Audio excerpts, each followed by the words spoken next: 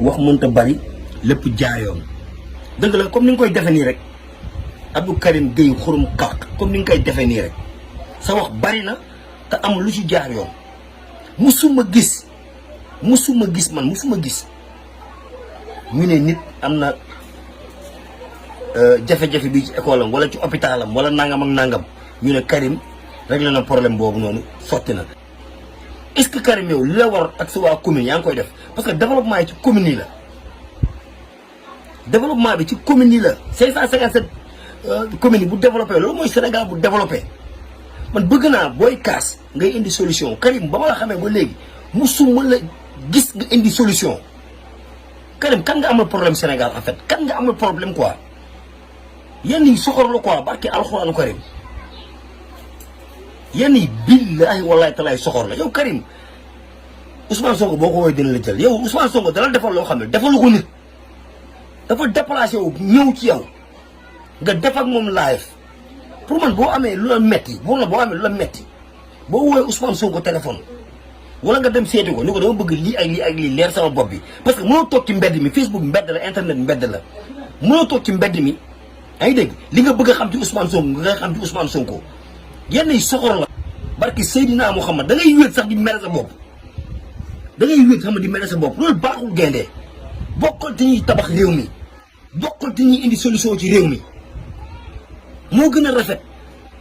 képp kuy critiquer rek wala d'accord man maa dàqa critiquer ci Sénégal man moomoo doomu dëkk bi mais damay indi solution man maa gën a xeebu ci activistes yi nekk Sénégal mais man damay indi solution sama commune xam nañ loolu mooy bu baax sa commune lan nga leen di jàppale lan politique bi ci commune yi la def ci commune yi la politique bi ci commune yi la nga dem xool sa mairie même boo am toog moom lépp loo xamante ni boo ko defee sa waa commune gis seen bopp mu nekk intérêt pour commune bi Karim nga def ko mosuma dégg ñu ne solution bi Karim moo ko résoudre te pourtant da ngay kaas rek te pour man bala ngay kaas say droit da nga war def sa devoir ba pare nekkal ci li nga war a nekk yenn yi xaw ma soxor la non soxor la sax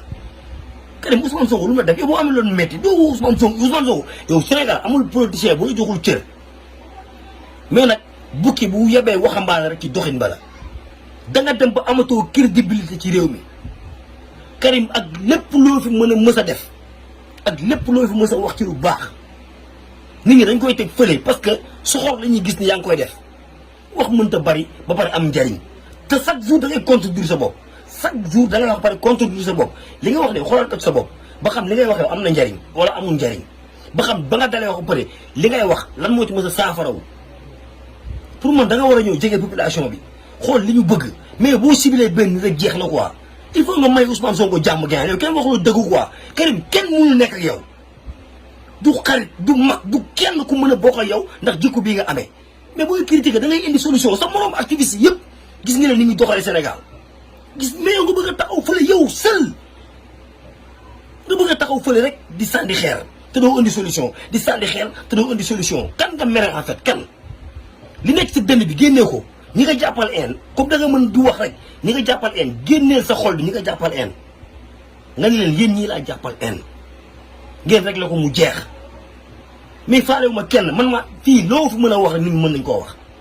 man maa sañ a wax lii kenn sañu koo wax maa sañ a def lii kenn fan la lay yóbbu fan da ngay dem ba nekk paa doo teg dara